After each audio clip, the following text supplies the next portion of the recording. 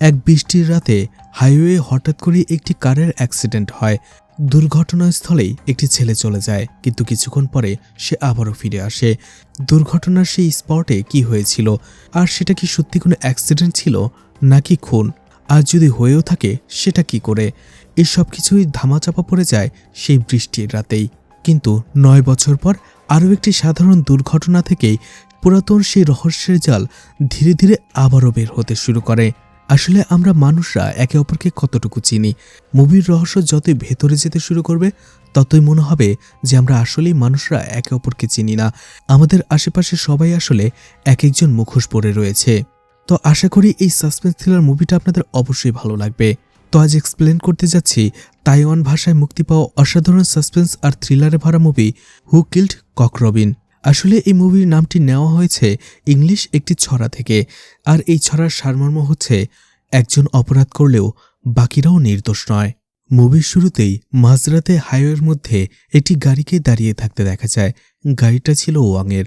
গাড়িটা হঠাৎ করেই নষ্ট হয়ে যায়, আর বৃষ্টির রাতে ওয়াং জানে সে এত সহজে সাহায্যও পাবে না, তাই গাড়ির ভেতরেই সে ঘুমিয়ে পড়ে। তাছাড়া ওয়াং এইমাত্র পার্টি থেকে এসেছে, সে অনেকটাই মদ খেয়ে এসেছে, কিছুটা মাতাল ছিল, যার ফলে সেখানেই বিশ্রাম নিচ্ছিল। কিন্তু হঠাৎ করেই একটা অ্যাক্সিডেন্টের শব্দে অংয়ের ঘুম ভেঙে যায়। অং গাড়ি থেকে নেমে অ্যাক্সিডেন্টের স্পটের দিকে দৌড়ে যেতে শুরু করে, কিন্তু কিছুক্ষণ পরেই দেখা যায় হন্তদন্ত হয়ে আবারও অং তার গাড়িতে ফিরে এসে বসে থাকে। এই অল্প সময়ের মাঝে আসলে সেখানে কি ঘটেছিল সেটা দেখানো হয় না। যে গাড়িটা অ্যাক্সিডেন্ট করেছিল তার ভেতরে একজন ছেলে আর একজন মেয়ে ছিল। ছেলেটি অন দ্য স্পট মারা যায়, মেয়েটিও গুরুতর আহত অবস্থায় গাড়ির ভেতরেই ছিল। সে হয়তোবা ওয়াংকে দেখেছিল এবং সাহায্যও চাইছিল, কিন্তু ওয়াং গাড়িতে এসে বসে থাকে কিছুক্ষণ, আর এরপরেই সে কিছু একটা ভাবার পরে সাহায্য চাইতে শুরু করে। অর্থাৎ সাহায্য করতে সে অনেকটা লেট করে ফেলে। সিন কাট হয়ে যায়। এরপরে কি হয়েছিল সেটা দেখানো হয় না। 9 বছর কেটে যায়। সেই ওয়াংকে দেখানো হয়, আর যে এখন একটা ভালো পত্রিকার ক্রাইম রিপোর্টার। অং কোথাও যাচ্ছিল, তখনই সে তার সূত্রের মাধ্যমে খবর পায় হাইওয়েতে একটা অ্যাক্সিডেন্ট হয়েছে, আর যারা অ্যাক্সিডেন্ট করেছে তারা দুজনেই অনেক হাই প্রোফাইল লোক। আর এই জন্য ওয়াং তার গাড়িটা নিয়ে খুব দ্রুত সবার আগে সেই অ্যাক্সিডেন্ট স্পটে চলে যায়। সে দেখতে পায় দুজনেই সেখানে আহত। ওয়াং তাদের সাহায্য করার পরিবর্তে সেখানে তাদের ফটো তুলতে শুরু করে, ভিডিও করতে শুরু করে। ওয়াং সবার আগে তার পত্রিকা থেকে ব্রেকিং নিউজ বানাতে চায় এই বিষয়টা নিয়ে। সে ছবি এবং ব্রেকিং নিউজের হেডলাইন সবকিছু পত্রিকা অফিসে পাঠিয়ে দেয়। এত বড় একটা ঘটনাকে সবার আগে কভার করতে পেরে ওয়াংয়ের মুখে একটা তৃপ্তির হাসি ফোটে। এরপরে অং খুশ মেজাজেই তার অফিসে গাড়ি নিয়ে ফিরছিল, কিন্তু হঠাৎ করেই তার গাড়ির সাথে অন্য একটা গাড়ির ছোট্ট একটা অ্যাক্সিডেন্ট হয়ে যায়। সৌভাগ্যবশত সেই অ্যাক্সিডেন্টে অং কোনো আহত হয় না বা ব্যথা পায় না, কিন্তু তার গাড়িটা ভালোই ড্যামেজ হয়। অং ঘটনাস্থল থেকে তার ভাঙা গাড়িটা নিয়ে চলে আসে একটি মেকানিক শপে। এই মেকানিক শপটা তার বন্ধু গুফির, যে একজন ভালো মেকানিকও বটে। গাড়ির অবস্থা দেখে গুফি বলে, এই গাড়ি ঠিক করার চাইতে এটা তুমি স্ক্র্যাপ করে দাও আর নতুন একটা গাড়ি নিয়ে নাও। ইয়ং বলে এখন তার হাতে এত টাকা নেই, আর এই গাড়িটা মাত্র 2 মাস আগেই সে সেকেন্ড হ্যান্ডে কিনেছে, আর এই গাড়িটা একেবারেই অরিজিনাল। গাড়ির আগের ওনার আমাকে সব কাগজপত্র দিয়েছে। গুফি সেই কাগজপত্র ভালো করে দেখে, কিন্তু তার সন্দেহ হয়, আর এরপরেই গাড়িটা সে ভালো করে দেখে। তখনই সে বলে সেই লোকটা তোমাকে বোকা বানিয়েছে, এই গাড়ির ইঞ্জিন ছাড়া বাকি সবকিছুই পরিবর্তন করে ফেলা হয়েছে। অর্থাৎ গাড়িটা আগেও কখনো অ্যাক্সিডেন্ট হয়েছিল, আর সেটাই রিপেয়ার করে নতুন করে ওয়াংয়ের কাছে বিক্রি করা হয়েছে। এতে ওয়াং নিজের ভাগ্যের উপরে দোষারোপ করতে থাকে, নিজের উপরে রাগ করতে থাকে।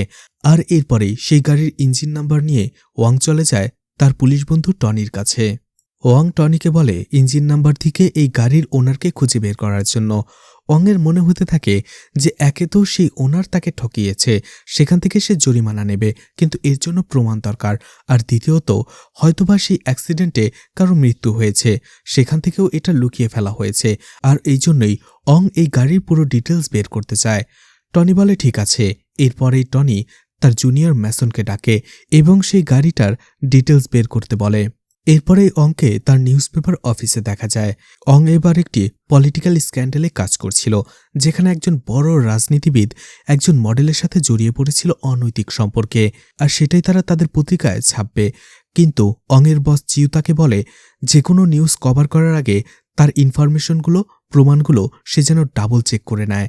আর এছাড়া যেহেতু এটা পলিটিক্যাল স্ক্যান্ডেল, তাই এখানে তাদের 100% শিওর থাকতে হবে, কারণ সেই পলিটিক্যাল লিডাররা তাদের নির্দোষ প্রমাণ করার জন্য যে কোনো কিছু করতে পারে।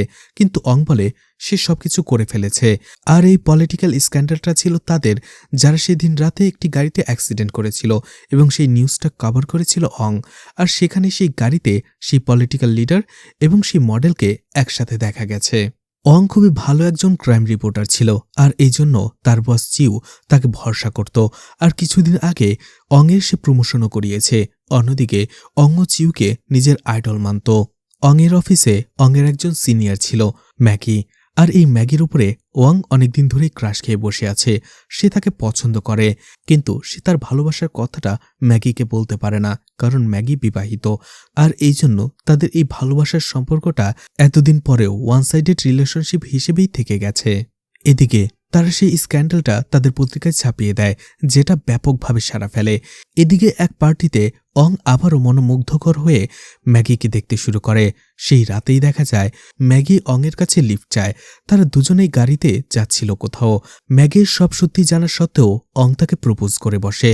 আর ম্যাগিও সে কিভাবে রিয়্যাক্ট করবে বুঝতে পারে না, কিন্তু সেখানে তারা দুজনেই ঘনিষ্ঠ হয়ে পড়ে। পরদিন সকালবেলাতেই ওয়াং এবং ম্যাগি ঘুম থেকে ওঠার পরে নিউজ দেখতে পায়। আর সেই নিউজটা ছিল সেই পলিটিশিয়ানের, যে একটি প্রেস কনফারেন্স ডেকেছে। আর সেখানে সে বলছে নিউজ পেপারে তার এবং যে মডেলের নামে স্ক্যান্ডেল ছড়ানো হচ্ছে, আসলে সেই মডেল তার বিবাহিত স্ত্রী। 6 মাস আগেই তাদের বিয়ে হয়েছে। সেখানে সেই পলিটিশিয়ান তাদের বিয়ের সার্টিফিকেটও দেখায়। আসলে তাদের বিয়েটা গোপন রাখা হয়েছিল। সেই পলিটিশিয়ান বলে তার এবং তার স্ত্রীর নামে বাজে বাজে কথা লিখে যেসব স্ক্যান্ডেল ছড়ানো হয়েছে, এই জন্য সেই পত্রিকার অফিসের বিরুদ্ধে সে মানহানির মামলা করবে। ওয়াং নিউজটা দেখার পরে 420 ভোল্টের একটা শক খায়। ম্যাগিও সেখানে ছিল। এদিকে দেখা যায় সবাই এখন অংকে ট্রল করতে শুরু করে। অং যে একজন ক্রাইম রিপোর্টার, তারা তার যোগ্যতা নিয়েও প্রশ্ন করে। তারা বলতে থাকে একজন ক্রাইম রিপোর্টার, অথচ এত ভাইটাল একটা ইনফরমেশন খুঁজে বের না করেই সে নিউজ চালিয়ে দিয়েছে। তারা সেখানে অংকে নিয়ে মজা করতে শুরু করে। এদিকে নিউজে আরও দেখানো হয় এরকম একটা উল্টাপাল্টা নিউজ করার জন্য ওয়াং এবং তার পত্রিকার বিরুদ্ধেও ব্যবস্থা নেবে সেনেটররা। ইমিডিয়েটলি অংয়ের অফিস থেকে একটা মিটিং ডাকা হয়। আর সেই মিটিংয়ে অংকে এই বিষয়ে জবাবদিহিতা করতে বলা হয়, কিন্তু অংয়ের কাছে কোনো উত্তর ছিল না। আসলে এই দিকটা ক্রস চেক করতে যেয়ে অং ভুলে গিয়েছিল, আর এই জন্য এর শাস্তিস্বরূপ অংকে চাকরি থেকে বহিষ্কার করা হয়। এরপরে অং আর ম্যাগি কথা বলে। অং একেবারে আপসেট হয়ে পড়েছিল। ম্যাগি বলে এই ডিসিশনটা বিগ বস চিউর নয়, চিফ এডিটর চুংয়ের ডিসিশন এটা। অং সাথে সাথে যে তার বস চিউর সাথে কথা বলে। চিউ বলে সে এখন এই বিষয়ে কিছুই করতে পারবে না। আসলে কমিটি বসে একসাথে সিদ্ধান্ত নিয়েছে। এছাড়া ওপর থেকে পলিটিক্যাল প্রেশার তো আছেই। এই ব্যাপারে সে হেল্পলেস। এরপরেই অং খবর পেয়ে থানায় চলে আসে, কারণ সেই গাড়িটার ডিটেলস বের করে ফেলা হয়েছিল। পুলিশ অফিসার অংকে বলে 9 বছর আগে হাইওয়ে রোডে এই গাড়িটা মারাত্মকভাবে অ্যাক্সিডেন্ট করে। আর সেই অ্যাক্সিডেন্টে ছেলেটা মারা গিয়েছিল, আর মেয়েটাকে হসপিটালে নিয়ে যাওয়া হয়েছিল। সেই অ্যাক্সিডেন্ট স্পটের ছবি এবং লোকেশন দেখার পরে অং বুঝতে পারে 9 বছর আগে হাইওয়ে রোডে তার সামনে যে অ্যাক্সিডেন্টটা হয়েছিল, এটা ঠিক সেই গাড়ি। আর অং সেই সময় এই কার অ্যাক্সিডেন্টের একটা ইন্টারভিউ দিয়েছিল। তখনই সেই রাতে ছোট্ট একটা ফ্ল্যাশব্যাক দেখানো হয়। অং যখনই অ্যাক্সিডেন্টের শব্দ পেয়েছিল, গাড়ি থেকে দৌড়ে সে অ্যাক্সিডেন্ট স্পটে যায় আর দেখে অন্য একটা গাড়ি অ্যাক্সিডেন্ট করে সেখান থেকে পালিয়ে যাচ্ছে। অং দ্রুত সেই অ্যাক্সিডেন্ট কারের ছবি তুলেছিল। ওয়াং বুঝতে পারে 9 বছর পরে কাকতালীয়ভাবে সে নিজেই সেই গাড়িটা আবারও কিনেছে। এরপরেই সে গুফির কাছে চলে আসে। গুফিকে সে বলে 9 বছর আগে সে যে গাড়িটাকে অ্যাক্সিডেন্ট হতে দেখেছিল, সেই গাড়িটাই সে কিনেছে। আর সেই অ্যাক্সিডেন্টের উইটনেসও আমি ছিলাম। কথাটা শুনে চমকে যায় গুফি। গুফির চেহারাটা দেখে মনে হচ্ছিল সে এই ব্যাপারে কোনো সিক্রেট জানে। এরপরে তারা দুজন সেখানে বসে মদ খায় আর কিছুক্ষণ কথা বলে। এরপরে গুফির গ্যারেজ থেকে সে চলে আসে। ঠিক তখনই দেখা যায় ওয়াংয়ের ওপরে কেউ নজর রাখছিল লুকিয়ে লুকিয়ে। অং তার বাসায় চলে আসে আর 9 বছর আগে সেই ক্যামেরাটা বের করে। সেই ফটোগুলো তার পিসি থেকে দেখতে শুরু করে। সেই ফটোগুলোর ভেতরে যে গাড়িটা অ্যাক্সিডেন্ট করেছিল সেটার ফটোও রয়েছে, কিন্তু সেটা ব্লারি এবং ঝাপসা, যার ফলে গাড়ির নাম্বারটা দেখা যাচ্ছিল না। হঠাৎ করে অংয়ের চোখ আটকে যায় কম্পিউটার স্ক্রিনে, কারণ সেখানে ফটোর সিরিয়াল নাম্বার দেখে সে বুঝতে পারে এখান থেকে কেউ দুটো ফটো ডিলিট করেছে। অংয়ের এই বিষয়টা খটকা লাগে, সন্দেহ হতে শুরু করে, কারণ এই ক্যামেরাটা সেই সময় সে তার নিউজপেপার প্রতিষ্ঠানের চিফ এডিটর চুংকে দিয়েছিল। এরপরে অং ভাবে সে একটু ইনভেস্টিগেশন করতে চায় এই ব্যাপারে, আর এই জন্য সে নিউজ আর্কাইভে চলে যায়। ওই সালের ওই ডেটের এবং আশেপাশের ডেটের নিউজগুলো ভালোভাবে চেক করে। তখনই সেই নিউজগুলোর মধ্য থেকে একটা নিউজ অংয়ের মনোযোগ কাড়ে, কারণ সেখানে লেখা ছিল একটা ছোট্ট মেয়েকে কিডন্যাপ করা হয়েছে। কিডন্যাপাররা যে মুক্তিপণ চেয়েছিল সেটা ছোট্ট মেয়েটির বাবা মা কিডন্যাপারদের দিয়ে দিয়েছিল, কিন্তু তারপরও কিডন্যাপাররা মেয়েটিকে ফেরত দেয়নি, এমনকি মেয়েটির ডেড বডিও কোথাও পাওয়া যায়নি। অন্যদিকে সেই দুর্ঘটনার নিউজও দেখতে পায় ওয়াং। দুর্ঘটনা থেকে বেঁচে ফেরা সেই মেয়েটিকে হসপিটালে নিয়ে আসা হয়, কিন্তু রহস্যজনকভাবে সেই মেয়েটি হসপিটাল থেকেই গায়েব হয়ে যায়। অংয়ের মনে হতে থাকে এই দুইটা নিউজের মধ্যে নিশ্চয়ই কোনো একটা কানেকশন রয়েছে, কিন্তু অংয়ের এটা কেন মনে হলো সেটাও ধীরে ধীরে জানা যাবে। অং অফিসে এসে ম্যাগির সাথে দেখা করে, পুরো বিষয়টা খুলে বলে 9 বছর আগে যখন সেই অ্যাক্সিডেন্টটা হয়েছিল সে সেটার ছবি তুলেছিল, আর সেই ক্যামেরাটা অফিসে এসে এডিটর চুংকে সে দিয়েছিল, কিন্তু সেখান থেকে সে 2টো ফটো ডিলিট করেছে, কিন্তু কেন সেটা সে জানে না। ম্যাগি বলে 9 বছর আগের কথা, এত পুরনো কাসন্দি ঘেটে কি করবে, ওই বিষয়টা ভুলে যাও, এখন তুমি তোমার চাকরি নিয়ে কি করবে সেটা ভাবো। কিন্তু অং বলে দুর্ঘটনায় বেঁচে যাওয়া সেই মেয়েটিকে সে খুঁজে বের করতে চায়। তার বিশ্বাস সেই মেয়েটিকে খুঁজে বের করলে অনেক রহস্য বের হয়ে আসবে। এরপরেই 9 বছর আগে সেই মেয়েটিকে যে হসপিটালে অ্যাডমিট করা হয়েছিল, অং সেই হসপিটালের নার্স থেকে সেই মেয়েটির ডিটেলস বের করে নেয়। দেখা যায় সেই মেয়েটির নাম ছিল টিনা। অং এবং ম্যাগি সেই ঠিকানায় চলে যায়, আর দেখা যায় সেই ঠিকানাটা ছিল একটা ছোটখাটো বস্তির। সেই ঠিকানায় গেলে সেই বাড়ির মালিক বলে টিনা এখন সেখানে থাকে না, কিন্তু এখনও সেই ঠিকানায় টিনার দাদি থাকে। তারা দুইজন টিনার ব্যাপারে খোঁজ নেওয়ার জন্য তাদের সাথে বসে কথা বলতে থাকে। তারা কথায় কথায় বলে টিনা এখন তার দাদির সাথে কোনো যোগাযোগ করে না, কিন্তু প্রত্যেক মাসে তার দাদির জন্য 1 প্যাকেট চা পাঠায়, আর সেই চাই তারা অং এবং ম্যাগিকে পান করায়। অং সেই চায়ের প্যাকেটটা দেখে অবাক হয়ে যায়, কারণ এই চায়ের প্যাকেটগুলো খুবই দামি, ইম্পোর্টেড এবং প্রিমিয়াম। অং ভাবে টিনা এত দামি চা তার দাদিকে প্রত্যেক মাসে কিভাবে পাঠায়। এরপরে অং এবং ম্যাগি সেখান থেকে চলে আসে একটি চায়ের দোকানে, কারণ শুধুমাত্র এই শপটাতেই এই ইম্পোর্টেড প্রিমিয়াম চাটা পাওয়া যায়। অং আর ম্যাগি সেই সব ওনারদের সাথে কথা বলে আর টিনার ফটো দেখায়। সেখান থেকে সব ওনাররা বলে এই মেয়েটি প্রত্যেক মাসে একটা নির্দিষ্ট তারিখে তাদের দোকানে আসে এবং এই চায়ের প্যাকেটটি কিনে নিয়ে যায়, আর সেই তারিখ অনুযায়ী টিনার আজকের সন্ধ্যায় আবারও এই চায়ের প্যাকেটটা কেনার জন্য এই দোকানে আসার কথা। যার ফলে অং আর ম্যাগি সেখানে বসেই টিনার জন্য অপেক্ষা করতে থাকে। দেখা যায় সন্ধ্যা হতেই টিনা সেই চায়ের দোকানে চলে আসে, আর দেখা যাচ্ছিল সেই দুর্ঘটনায় টিনা পঙ্গু হয়ে গিয়েছিল, তার পা ভেঙে গিয়েছিল, আর এখন টিনা খুঁড়িয়ে খুঁড়িয়ে হাঁটে। সেই চায়ের দোকান থেকে বের হওয়ার পরে অং আর ম্যাগি টিনাকে জিজ্ঞেস করে সেই দুর্ঘটনার ব্যাপারে। অং নিজেকে একজন ক্রাইম রিপোর্টার হিসেবে পরিচয় দেয়, কিন্তু সে যে সেই অ্যাক্সিডেন্টটা দেখেছিল সেটা বলে না। টিনাকে সেই অ্যাক্সিডেন্টের ব্যাপারে জিজ্ঞেস করলে টিনা বলে সেই রাতে সে এবং তার বয়ফ্রেন্ড সেই গাড়িতে ছিল, তারা একটা পার্টি থেকে আসছিল। তখনই সাইড থেকে একটা গাড়ি এসে তাদের গাড়িটাকে বিভৎসভাবে অ্যাক্সিডেন্ট করে, যার ফলে তার প্রেমিক অন দ্য স্পটে মারা যায়, আর তার পায়ের হাড় ভেঙে যায়। এছাড়াও সে গুরুতরভাবে আহত হয়। কিন্তু ওই রাতে টিনার প্রেমিক অনেক বেশি মদ খেয়েছিল, এই জন্য টিনা ভাবে হয়তো দোষটা তাদেরই, আর এই জন্য এই কেসটা তারা আর সামনে আগায়নি। অং তাকে জিজ্ঞেস করে সে কি সেই গাড়ির ড্রাইভারকে দেখেছিল কিনা। টিনা বলে সে তখন একেবারেই মুমূর্ষু অবস্থায়, অজ্ঞান প্রায়, সেই সবের কিছুই খেয়াল করেনি। যখন তার জ্ঞান ফেরে সে হসপিটালে নিজেকে আবিষ্কার করে। অং বলে তাহলে সেই হসপিটাল থেকে কিছু না বলে সে চলে এসেছিল কেন, কিন্তু টিনার কাছে এর কোনো উত্তর ছিল না। সে শুধু চুপ করে ফ্যাল করে তাকিয়ে থাকে। টিনার নীরবতা দেখে অং বলে আসলে এই কেসটা নিয়ে এখন সে ইনভেস্টিগেশন করছে।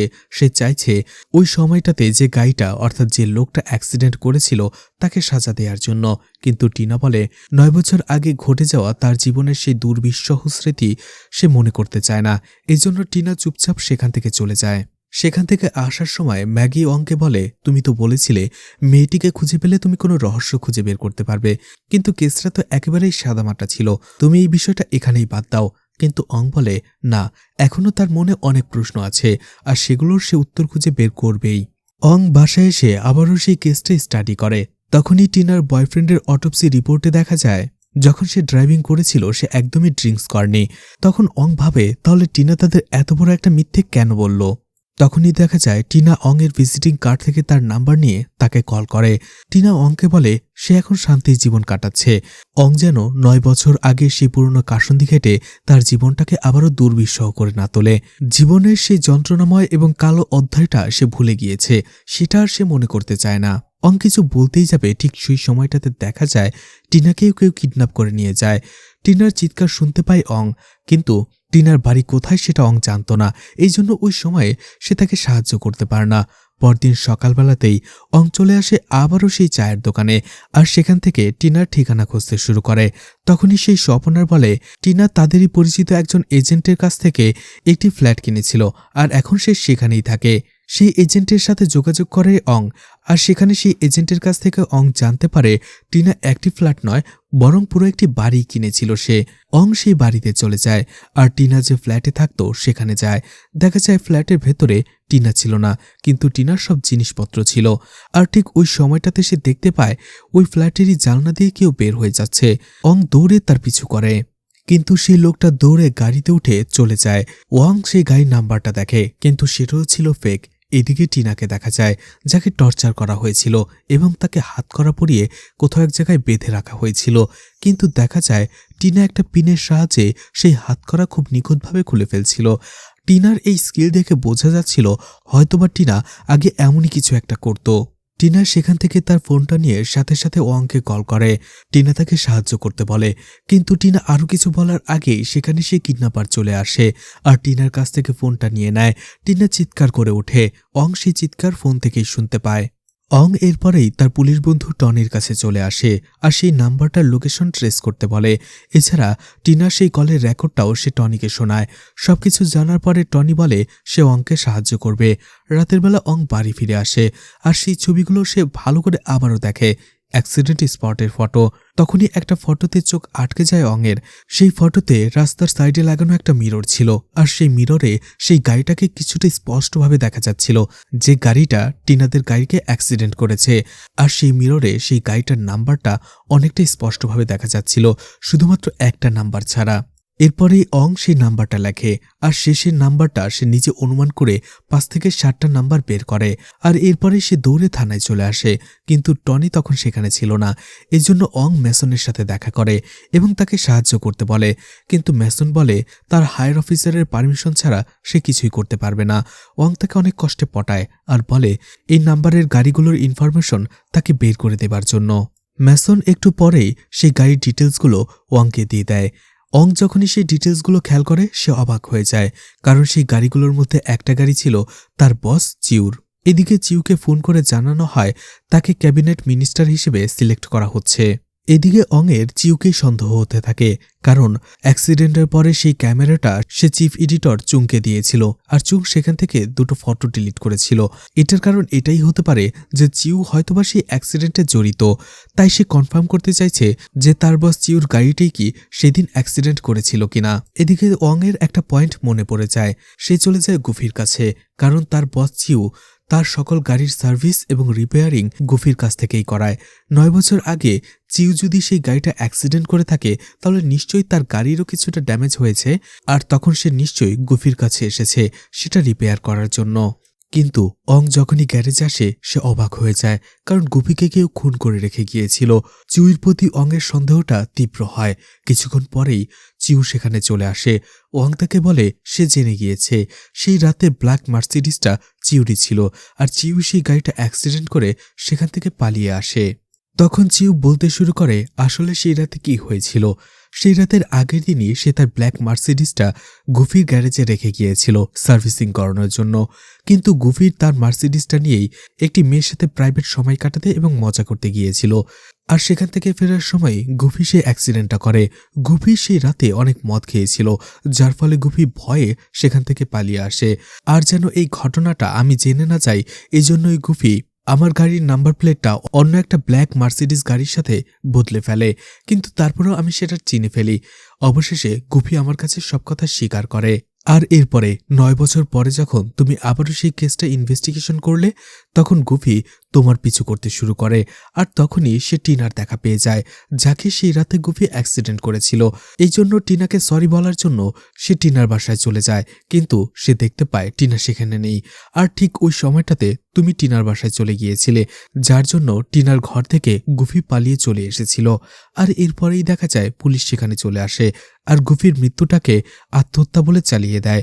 অং সন্দেহ করেছিল গুফির এই বিষয়টাতে চিউর হাত রয়েছে। অং বুঝতে পারে নিশ্চয়ই এখানে কিছু গরমিল রয়েছে। এদিকে অংয়ের পুলিশ বন্ধু টনি তাকে কল করে, কারণ টিনার নাম্বারের লোকেশন তারা পেয়ে গিয়েছিল। অং পুলিশ নিয়ে সেখানে চলে যায়, আর সেটা ছিল বিশাল এক বিল্ডিং। সেই বিল্ডিংয়ে অনেক খোঁজাখুঁজি করেও টিনাকে তারা খুঁজে পায় না। অং প্রত্যেকের রুমে যেয়ে সার্চ করতেছিল। ঠিক তখনই একটা রুমে নক করতেই সেই রুমের দরজা খুলে পুলিশের সেই জুনিয়র অফিসার ম্যাসন, আর এটা তারই বাসা। অং তার বাসায়ও সার্চ করে, কিন্তু সেখানে সে টিনাকে পায় না। অং সেখান থেকে আসার সময় কয়েকটি ফটো তার নজরে আসে। অং সেখান থেকে চলে আসে, আর ঠিক তখনই দেখা যায় ম্যাসন সেই ফ্ল্যাট থেকে বের হয়ে পাশের ফ্ল্যাটে চলে আসে। আর দেখা যায় সেই ফ্ল্যাটেই ম্যাসন টিনাকে আটকে রেখেছিল, টর্চার করেছিল। কিন্তু ম্যাসন এটা কেন করলো সেটাও একটু পরে জানা যাবে।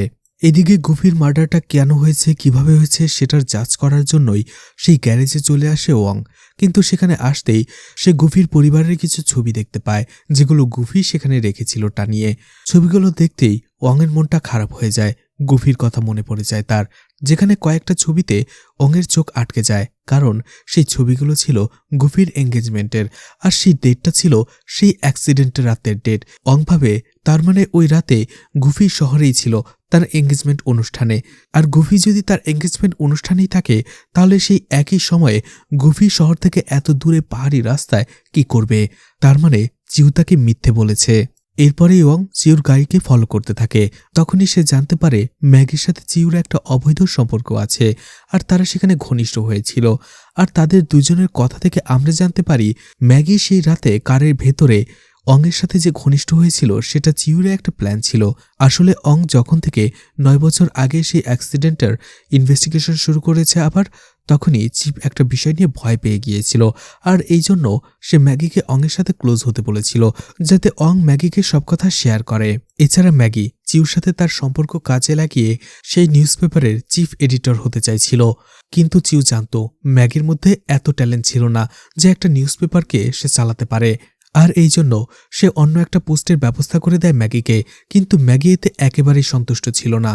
এরপরে চিউ যখন সেখান থেকে চলে আসছিল, ওয়াং তার সাথে দেখা করে আর বলে সে জানতে পেরেছে সেই অ্যাক্সিডেন্টের সাথে গুফির কোনো সম্পর্ক ছিল না, কারণ গুফি ওই রাতে শহরে তার এঙ্গেজমেন্ট সিরিমনিতে ছিল। তাহলে সে কিভাবে অ্যাক্সিডেন্ট স্পটে থাকবে? ওয়াং জানতে চায় চিউ তাকে এত বড় একটা মিথ্যে কেন বলল। তখন চিউ আবারও বলতে শুরু করে সেই রাতে আসলে কি হয়েছিল। সেই রাতে চিউ আর ম্যাগি একটা পার্টিতে গিয়েছিল, আর পার্টি থেকে ফেরার সময় সে অ্যাক্সিডেন্টটা হয়। সেই রাতে চিউ অনেক মদ খেয়েছিল, যার ফলে সে প্রচণ্ড ভয় পেয়ে যায়। সাথে আবার ম্যাগি ছিল, আর এটা জানাজানি হলে সবকিছু তার শেষ হয়ে যেত। আর এই জন্য সে ভেবেছে এখান থেকে পালিয়ে যাওয়াটাই ভালো। রাতের বেলা সে গুফির সাথে দেখা করে আর তাকে পুরো ঘটনা খুলে বলে। গুফি চিউর গাড়ির নাম্বার প্লেটটা সেম অন্য একটা ব্ল্যাক মার্সিডিসের সাথে এক্সচেঞ্জ করে দেয়। এদিকে ওয়াং সন্দেহ করতে থাকে টিনাকে হয়তোবা চিউ কিডন্যাপ করেছে। চিউ তখন অংকে বলে সে সত্যি বলছে, টিনার কিডন্যাপ হওয়ার পেছনে তার বা ম্যাগির কারোরই হাত নেই। সে শুধু টেনশন করছিল এই নিউজটা বাইরে চলে আসলে চিউ আর ম্যাগির নামটাও জড়িয়ে যাবে, আর এতে করে সামনে যে সে মিনিস্টার হবে সেটাতে এফেক্ট পড়বে। আর এই জন্য সে চাইছিল ওয়াং যাতে এই কেসটা ইনভেস্টিগেশন করা এখানেই বন্ধ করে দেয়। চিউ তখন অংকে বলে অং যদি এই কেসটা এখানেই ধামাচাপা দিয়ে দেয়, তাহলে চিউ তাকে সেই নিউজপেপারে অনেক বড় একটা পদ দেবে। অং ভাবতে থাকে অপরিচিত একটা মেয়ের জন্য নিজের ফিউচার নষ্ট করা কতটুকু যুক্তিযুক্ত। এই কথা ভাবতে ভাবতেই অং টিনার ছবি দেখছিল, আর সেই ছবিটা দেখতে দেখতে হঠাৎ করে অংয়ের মনে পড়ে সেই দিন যখন সে ম্যাসনের ফ্ল্যাটে গিয়েছিল। সে অনেকগুলো ছবি দেখেছিল, কিন্তু একটা ছবিতেও ম্যাসন ছিল না। অং ভাবে নিজের ঘরে নিজের ছবিটা না থাকা কেমন একটা অদ্ভুত না, তার সন্দেহ হতে থাকে। সে আবারও সেই ফ্ল্যাটে যায়, কিন্তু তখন একটা মহিলা দরজা খোলে, আর সেই মহিলা জানায় এটা ম্যাসনের ফ্ল্যাট নয়, বরং পাশে যে ফ্ল্যাটটা বন্ধ রয়েছে সেটা ম্যাসন রেন্টে নিয়েছিল। অংয়ের ম্যাসনের প্রতি সন্দেহ হয়, কিন্তু ম্যাসনের সেই ফ্ল্যাটটা বন্ধ ছিল, তালাবদ্ধ। আর এই জন্য ওয়াং ম্যাসনকে ফলো করতে থাকে। সে দেখতে পায় একদিন ম্যাসন দোকান থেকে অ্যাসিড কিনছে, বডি ডিসপোজ করার জন্য যে অ্যাসিড ব্যবহার করা হয় সেই অ্যাসিড। তখনই অংয়ের সন্দেহটা আরও বেড়ে যায়। সে কিছু একটা ভাবতে থাকে, আর ম্যাসনকে সেটা থেকে বাধা দিতেই সে ম্যাসনের ফ্ল্যাটে চলে যায়। ফ্ল্যাটের দরজা বন্ধ ছিল। ওয়াং জানালা দিয়ে দেখতে যায় যে ম্যাসন কিছু একটার উপরে অ্যাসিড ঢালতে যাচ্ছিল। ঠিক ওই সময়টাতে বারবার সে দরজায় নক করে। একটা সময় দরজা ভেঙেই ফ্ল্যাটের ভেতরে ঢুকে যায়। ঠিক ওই সময়টাতে ম্যাসন ওয়াংয়ের উপরে হামলা করে বসে। দুজনের মধ্যে ধস্তাধস্তি হয়, মারপিট হয়। একটা সময় ওয়াং ম্যাসনকে মেরে সেখানে আহত করে ফেলে, আর সে ভেতরে চলে যায়। সে দেখতে পায় সেখানে একটা দরজা বন্ধ, আর সেই বন্ধ দরজায় সে খুলতে যাচ্ছিল, কিন্তু তখন পেছন থেকে ম্যাসন আবারও তার উপরে হামলা করে বসে। সেই মারামারিতে একে অপরকে আহত করে ফেলে। তখনই ওয়াং তার হাতের কাছে একটা চপার খুঁজে পায়, আর সেটা দিয়েই সে ম্যাসনকে ভয় দেখাতে শুরু করে এবং ভয় দেখিয়ে সেই রুমের দরজা খোলে, যেখানে ম্যাসন টিনাকে মেরে একেবারে আধমরা অবস্থা করে ফেলছিল। টিনা যেন তার শেষ নিঃশ্বাস গুনছিল। এরপরেই ওয়াং ম্যাসনকে সেই চপার দেখিয়ে জিজ্ঞেস করে সে টিনাকে কেন কিডন্যাপ করেছে, আর এই অ্যাক্সিডেন্টের সাথে তার কি সম্পর্ক। অবশেষে ম্যাসন বলতে শুরু করে 9 বছর আগে টিনা, ম্যাসন এবং লাও একই সাথে থাকত, আর তারা ছোটখাটো ড্রাগ ডিলিং করেই তাদের জীবন পার করছিল। কিন্তু তারা চাইছিল তারা জীবনে বড় কিছু করার জন্য। তখনই তারা একটা ছোট্ট মেয়েকে দেখে, আর সেটা দেখেই তারা সেই মেয়েটিকে কিডন্যাপ করার একটা প্ল্যান বানিয়ে ফেলে। মেয়েটিকে কিডন্যাপ করে মেয়েটির বাবা মার কাছ থেকে 15 মিলিয়ন ওন তারা দাবি করে, আর এরপরে মেয়েটির বাবা মা সেই মুক্তিপণের টাকা তাদের দিয়েও দেয়। লাও আর টিনা সেই টাকা নিয়ে যখন ম্যাসনের কাছে আসে, সে দেখতে পায় ম্যাসন নেশায় বুঁদ হয়ে বসে রয়েছে, আর সেই নেশায় বুঁদ হয়ে ম্যাসন সেই ছোট্ট মেয়েটির উপরে শারীরিক নির্যাতন করেছে, তাকে মেরে ফেলেছে। এটা দেখে মাথায় বাজ ভেঙে পড়ে টিনা আর লাওয়ের, কারণ এখন তারা ফেঁসে যাবে। আর এই জন্য তারা রেগে ম্যাসনকে তাদের ভাগের টাকা না দিয়ে সেখান থেকে চলে আসে। কিন্তু রাস্তায় এসে চুই তাদের গাড়িটাকে অ্যাক্সিডেন্ট করে দেয়। অন দ্য স্পটে লাও মারা যায়, আর গুরুতরভাবে আহত হয় টিনা। কিছুক্ষণ পরেই সেখানে চলে আসে ম্যাসন, আর গাড়ির পেছনের সিটে রাখা টাকার ব্যাগটা ম্যাসন নিয়ে সেখান থেকে পালিয়ে যায়। ম্যাসন বাসায় আসার পরে দেখতে পায় সেই ব্যাগে 2 মিলিয়ন ওন কম ছিল। তখনই তার সন্দেহ হয় টিনার প্রতি। টিনাই সেই টাকাটা সরিয়ে রেখেছে। এই জন্য ম্যাসন অ্যাক্সিডেন্টের পরে সেই হসপিটাল থেকে টিনাকে গায়েব করে নিয়ে এসেছিল, অর্থাৎ কিডন্যাপ করেছিল। এদিকে টিনা বারবার বলেছিল সেই টাকা সে নেয়নি, আর সেই টাকাটা সে তাকে ফেরতও দিতে পারবে না, কিন্তু ম্যাসন তাকে কোনোভাবেই ছাড়ছিল না। তখনই টিনা বুঝতে পেরেছিল যে এখান থেকে পালাতে হলে তাকে অন্য পথ ব্যবহার করতে হবে, আর এই জন্যই সে ম্যাসনের সাথে ভালোবাসার নাটক করে। আর এর কিছুদিন পরেই টিনা সেখান থেকে সুস্থ হয়ে পালিয়ে আসে। আর পালিয়ে আসার আগে মেয়েটির বাবা মার কাছ থেকে যে মুক্তিপণের টাকাটা নিয়েছিল, বাকি 13 মিলিয়ন ওন, সেটাও নিয়ে চলে যায় টিনা। এরপরে ম্যাসন তাকে অনেক বছর ধরে খুঁজেছে, পায়নি। আর এরপরে হঠাৎ করেই 9 বছর পরে সে ওয়াংয়ের খোঁজ পায়, যেও টিনাকে খুঁজে বেড়াচ্ছিল। আর এই জন্য ম্যাসন তাকে ফলো করতে শুরু করে। আর অংকে ফলো করতে করতে সে টিনার দেখা পেয়ে যায়। আর সেখান থেকে জানা যায় কিডন্যাপিংয়ের সেই 13 মিলিয়ন ওন দিয়েই টিনা এই বিল্ডিংটা কিনেছিল, আর সেই বিল্ডিংয়ের ফ্ল্যাটগুলো ভাড়া দিয়েই তার জীবনটা শান্তিতেই চলে যাচ্ছিল। এরপরে আবারও ম্যাসন টিনাকে কিডন্যাপ করে, আর বাকি সেই 2 মিলিয়ন ওনের কথা জিজ্ঞেস করে। টিনা বলে সেই 2 মিলিয়ন ওন সেই লোকটা নিয়ে গেছে যে ঘটনাস্থলে ম্যাসনের আগে চলে এসেছিল, আর সেটা আর কেউ নয়, ওয়াংই ছিল। ওয়াংই সেই দিন ম্যাসনের আগে ঘটনাস্থলে পৌঁছেছিল। ঠিক তখনই তার চোখ পড়ে গাড়ির পেছনের ছিটে নোট ভর্তি ব্যাগের ওপরে। তার লোভ হয়, আর সেখান থেকে 2 মিলিয়ন ওন চুরি করে সে তার গাড়িতে ফেরত আসে। আর এরপরেই গাড়িতে সে টাকা রেখে সে আবারও তাদের সাহায্য করতে যায়। আর এরপরেই ওং সেই টাকা চুরি করা নিয়ে নিজের ভেতরে অপরাধ বোধে ভুগতে থাকে। আর এই জন্যই অং সেই টাকাটা ফেরত দেওয়ার জন্যই টিনাকে খুঁজে বের করেছিল। কিন্তু এখন সে মেসনের কাছে জানতে পারে সেই টাকাটা টিনার নয়, বরং কিডন্যাপিংয়ের। আর এটা শোনার পরেই অংয়ের ভেতর থেকে সেই অপরাধ বোধটা চলে যায়। এদিকে অংয়ের সেই ছোট্ট মেয়েটির কথা মনে পড়ে, যাকে এই নরপিচাস ম্যাসন ড্রাগস নিয়ে রেপ করেছিল এবং মেরে ফেলেছিল। অং ম্যাসনকে সেখানেই নির্মমভাবে মেরে ফেলে। আর এরপরে সে টিনাকেও বাঁচায় না, সেখানেই টিনাকে সে ধীরে ধীরে মরতে দেখে। এর আগে যখন অ্যাক্সিডেন্টের সময় টিনাকে সে সাহায্য করেনি, সেটা নিয়ে তার মধ্যে একটা গিল্টিনেস ছিল। কিন্তু এবার সেই টিনাকেই সে মরতে দেখে আনন্দ পাচ্ছে, কারণ সেই মেয়েটির কিডন্যাপিংয়ের সাথে এবং মৃত্যুর জন্য এই টিনাও দায়ী। টিনা মারা যাবার পরে অং নিজের পকেট থেকে একটা চেক বের করে পুড়িয়ে ফেলে। আসলে এই চেকটা ছিল 2 মিলিয়ন ওনের, যেটা অং টিনাকে ফেরত দিতে চেয়েছিল। এদিকে অং চিউ সেই ডিলটা মেনে নেয়, যার ফলে চিউ তাকে পিআর ডিপার্টমেন্টের হেড বানিয়ে দেয়। আর চিউর কথাতেই ম্যাসনের মার্ডারটা পুলিশ সেলফ ডিফেন্সের মার্ডার বানিয়ে দেয়, যার ফলে অং সেই কেসটা থেকে রেহাই পেয়ে যায়। এরপরে অং টিনার দাদিকে সেই চায়ের বক্সের 2টো বক্স পাঠিয়ে দেয়। এদিকে চিউ ম্যাগিকে একটা টিভি স্টেশনের হেড বানিয়ে দেয়, আর এতে ম্যাগিও খুশি ছিল। এদিকে অফিসে অং যখন চিফ এডিটর চুংয়ের সাথে কথা বলছিল, সে জানে 9 বছর আগে সেই রাতে চিউ অনেক মদ খেয়ে রেখেছিল, যার ফলে ম্যাগি তাকে সেদিন ড্রাইভ করে নিয়ে যাচ্ছিল। আর সেই রাতের পর থেকেই চিউ এবং ম্যাগির মধ্যে ঘনিষ্ঠতা বেড়ে যায়। অং বুঝতে পারে তার মানে সেই রাতে চিউ নয়, ম্যাগি সেই গাড়িটা ড্রাইভ করছিল এবং সে অ্যাক্সিডেন্টটা করেছিল। আর এ থেকেই বোঝা যায় পৃথিবীতে কেউ আসলে একেবারে ভালো নয়, সবার ভেতরেই কোনো না কোনো দোষ, ত্রুটি এবং অপরাধ লুকিয়ে রয়েছে, যেগুলো তারা বাইরে আসতে দেয় না। যেমন এই মুভির নামে যে ছড়াটা রয়েছে, হু কিল দ্য ককরবিন, সেই ছড়াতে ককরবিন মারা যায়, কিন্তু সেটার সুবিধা সবাই নেয়। মুভিতেও ঠিক একই রকম, একটা অ্যাক্সিডেন্ট হয়ে যায় অনিচ্ছাকৃতভাবে, কিন্তু সেটার সুযোগ সবাই নিতে থাকে, অর্থাৎ সবাই এখানে অপরাধী। আর মুভি এখানেই শেষ হয়ে যায়। এখন ছোট ছোট কিছু ডিটেলস এক্সপ্লেন করে দিচ্ছি আমি। লাও আর টিনা ম্যাসনের সাথে প্রতারণা করে কিডন্যাপিংয়ে সেই টাকাগুলো নিয়ে পালিয়ে যাচ্ছিল, কিন্তু ম্যাগি রাস্তায় তাদের অ্যাক্সিডেন্ট করে দেয়। আর সেই অ্যাক্সিডেন্টের কথা গোপন করার সুযোগ নিয়েই চিউ তার সাথে জোর করে শারীরিক সম্পর্ক করে। আর ম্যাগিও সেই শারীরিক সম্পর্কের পরিবর্তে অফিসে বড় পদ চায়। এদিকে সেই অ্যাক্সিডেন্ট স্পট থেকে ওয়ান তাদের সাহায্য করার পরিবর্তে আগে সেখান থেকে কিছু টাকা হাতিয়ে নেয়। এদিকে ম্যাসনও সেই 2 মিলিয়ন ওনের জন্য টিনাকে হসপিটাল থেকে কিডন্যাপ করে নেয়। আর টিনাও তার সাথে ভালোবাসার নাটক করে সেই 13 মিলিয়ন ওন নিয়ে সেখান থেকে পালিয়ে আসে। আর এরপরে ম্যাসন যখন টিনাকে খুঁজে পায়, তাকে কিডন্যাপ করে নেয়, কিন্তু ম্যাসন বুঝতে পারে এখন টিনার কাছ থেকে সেই টাকাটা সে আর উসুল করতে পারবে না, আর এই জন্য সে তাকে ধীরে ধীরে মৃত্যুর মুখে ছেড়ে দেয়। এদিকে চিউ যখন জানতে পারে অং সেই অ্যাক্সিডেন্টের ব্যাপারে জানার জন্য বুফির কাছে আসতে যাচ্ছে, চিউ আগেই সেখানে চলে এসে বুফিকে মেরে দেয়, আর সেই মার্ডারটাকে অ্যাক্সিডেন্ট হিসেবে চালিয়ে দেয়। এছাড়া নিজের সিক্রেটটা গোপন রাখার চেষ্টা করে। এদিকে অং সেই রাতে টাকা চুরির অপরাধ বোধ থেকেই টিনাকে খুঁজে বের করে। আর ঠিক তখনই সে সত্য জানতে পারে ম্যাসনের কাছ থেকে, যে সেটা কিডন্যাপিংয়ের টাকা ছিল। এরপরেই সে তার শেষ সাক্ষী ম্যাসনকে সেখানে মেরে ফেলে, আর টিনাকে হসপিটালে না নিয়ে এক প্রকার টিনাকেও সেই মার্ডার করে।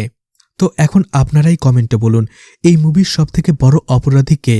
এছাড়া মুভিটি আপনাদের কেমন লেগেছে সেটাও কিন্তু কমেন্ট করে জানাতে পারেন। আর মুভিটা ভালো লাগলে লাইক, কমেন্ট, শেয়ার করে পাশে থাকতে পারেন। তো আজকের মতো বিদায় নিচ্ছি, আবারও দেখা হবে নতুন কোনো মুভি বা ওয়েব সিরিজ নিয়ে। ততক্ষণ পর্যন্ত ভালো আর সুস্থ থাকবেন সবাই। আজকের মতো বিদায় নিচ্ছি, আল্লাহ হাফেজ।